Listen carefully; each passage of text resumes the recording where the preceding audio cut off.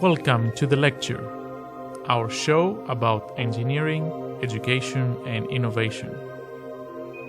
I am Dr. Spiros Hysmenos, humanitarian engineer and course coordinator of the Introduction to Professional Engineering Practice. In this episode, we have Angus with us, and we will talk about environmental engineering. Hi, Angus. Hi, Spiros. Thank you for inviting me. This is my first podcast. Your first podcast? Yeah. So I like the format.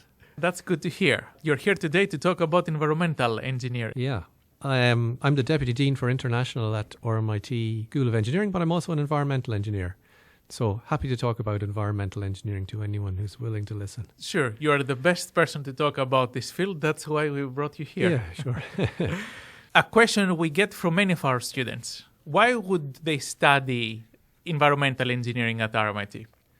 A good question. Well, first of all, you'd say, why would I study engineering at RMIT? To begin with is and maybe if you've already made that decision, but it is a very high-ranking university, and let's say universities are ranked for different things, but a big part of the excellence of RMIT is engineering. The engineering school is second biggest engineering school in Australia, and by international standards, a very large engineering school, which kind of is a testament to its popularity, is a testament to the excellence of the degree. And so you're faced with many choices when you come here as to what kind of engineer would you be. And I can remember from my own days coming from a different system, but also into a common engineering degree as to what choice I would make. And so why would you want to choose environmental engineering? To me, there are different reasons, but one of them is that it is a noble profession, right? And so that you are possibly trying to pursue that as you would like to leave a positive impact on the world behind you, that you want to do something about protecting the environment for future generations. And also, if you stand back from environmental engineering philosophically, it really goes to the core of what engineering is. We're trying to produce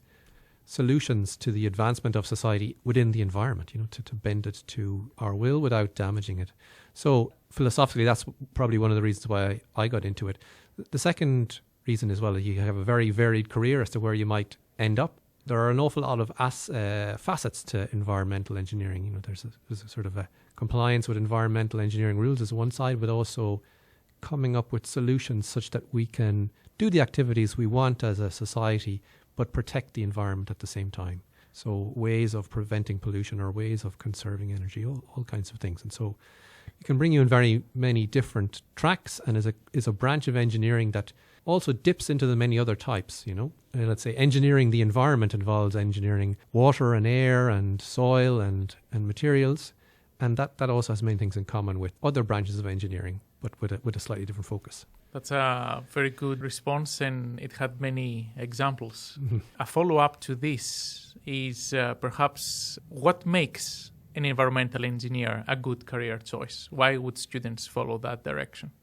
I think it make a good career choice is because environmental engineering gives you many options in the future for a career with a very varied path. If we were to try and maybe break down environmental engineers as to where they might end up, you could say that possibly a good cohort end up in an area connected with compliance, that we trying to make sure that our activities comply with the rules around protecting the environment, or perhaps informing what the rules around protecting the environment should be. And that might be about checking whether our activities are in compliance, but it might also be, and which is possibly the more interesting part, is to come up with ways to ensure that we are complying with the rules around the environment. So, for example, that's a bit abstract. If I was involved in producing some kind of product that emits air pollution into the atmosphere, how could I do that without or reducing the amount of air pollution? So there can be many technical engineering solutions that an environmental engineer might be doing around that. Then I guess the other branch would be, let's say, directly into the design of solutions to environmental problems. And those are very varied because, let's say, the environment is everything that we are and exist. So there's the air, there's the water, there's the soil, the interconnections between them all. So I guess environmental engineering is sort of prevalent in every kind of industry. There is a need for environmental compliance or environmental considerations, and the need for that has grown over the years. I guess when I started my career, which is plus 20 years ago, the attention that environmental engineering got was lesser, and of course we can see now evidence of climate change and finite resources and the sustainability of our energy resources as well, all kind of come to the fore, which means there's a big demand for environmental engineers in every sector of society. If we localize it to Australia, what are the main sectors of mining, for example, has a large environmental impact, and of course the mining industry is very interested in reducing that. And you could go through all of the other major industries and you will find a need for environmental engineers. So it's very cross-cutting and all-encompassing. You talked about the importance of environmental engineers in Australia, but how about overseas? Is this a good career choice for international students? Certainly a good career choice for international students and for varying one's career as well. So as I mentioned, even before I get to the answer about being across borders, but you can be across industries as well. You might be in environmental engineering working in ship production for a certain number of years and you could readily transfer to a different industry. But of course the environment doesn't understand our sovereign boundaries. Right. And so the challenge of environmental engineering is certainly an international one and becomes more interesting when you consider the international boundaries because, of course, climate is slightly different in one place to the next and gives you a different set of boundary conditions as to what the sources are of pollution are. And another philosophical way of looking at environmental engineering is we often use the natural environment or the things that happen in the natural environment to try and engineer them to our advantage such that we don't damage the environment. A good example is the wind blows. And the greater the amount of wind blowing is, the more it disperses pollution in the air, or similarly, you could use the same kind of example for water flow. So that changes from place to place. And so the challenge of environmental engineering is different from one country to the next. And it's definitely an interesting career from developed to developing nations. There's all kinds of different challenges. Many students want to know what topics do environmental engineers study at RMIT?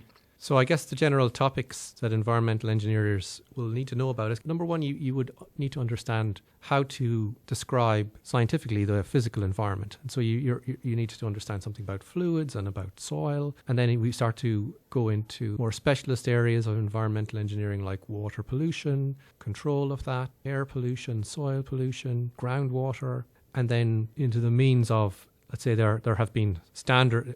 A big area of environmental engineering is obviously is water treatment, for example, because that is obviously ubiquitous and has led to, let's say, the provision of clean water has led to great advances in society for protection of human health over the last 150 years or so. So often we would use that as a building block to understand how the field has advanced. So we'll go through understanding how we can treat certain pollutants. I guess environmental engineering also starts to span a little bit into the impact of poisons on our health, right? We're trying to protect the environment originally selfishly for ourselves because we don't want to die from various forms of pollution. So we need to understand a little bit about the various poisons that there are in the environment and why they damage us and then why they damage flora and fauna. What kind of industries employ environmental engineers, especially graduates from RMIT? I guess traditionally big employers of environmental engineering graduates would be those connected to the water industry. The provision of water services is a large one. Local authorities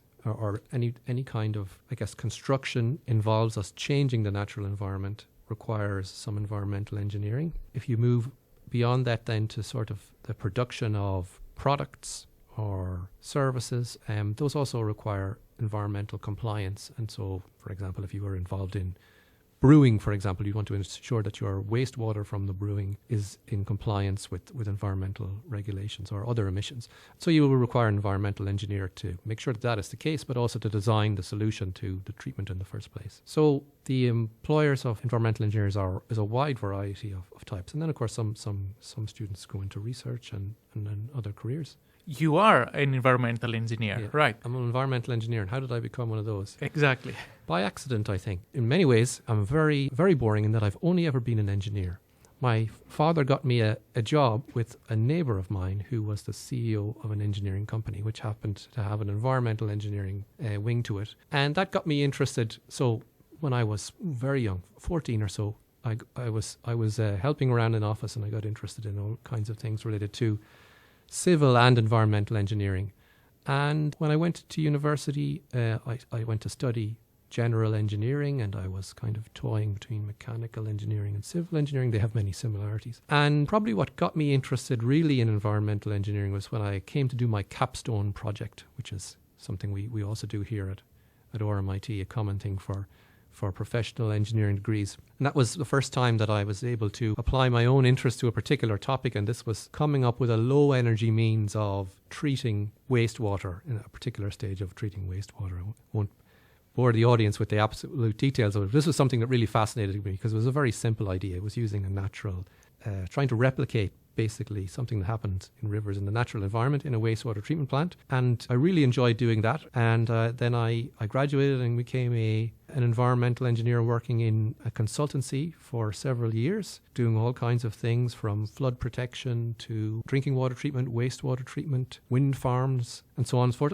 Other things also related to civil engineering, I suppose. And over time, then I ended up back at the university because, of course, I was quite interested in this capstone project and research that I had done few years before and came back to it. So I guess the things that most attracted me to environmental engineering was trying to replicate things that happen in the environment naturally and engineer them, for want of a better phrase of it, to come up with the artificial system that replicates the environment to our advantage. That always kind of fascinated me.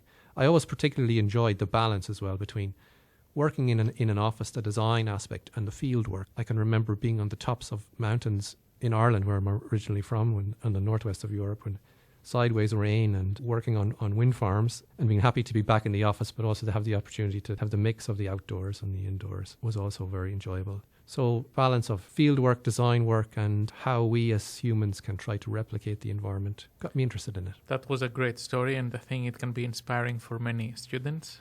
All right, last question from us. What advice would you give to students who are considering studying environmental engineering at RMIT? What I think would be a piece of advice I would give to students who are interested in starting to look at environmental engineering would be to take time to look into the history of the impact that has had on the world.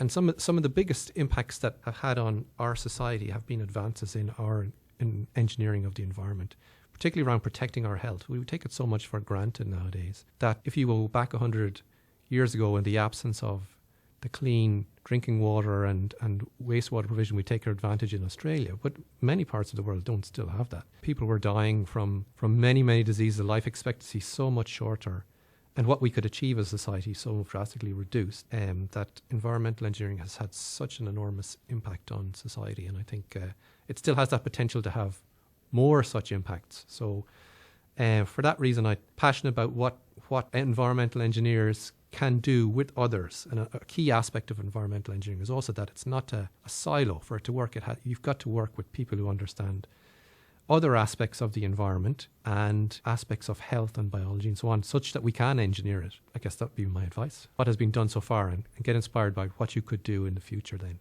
I think this will be very useful to our students. Thank you very much, Angus. Thank you, Spiros. Pleasure.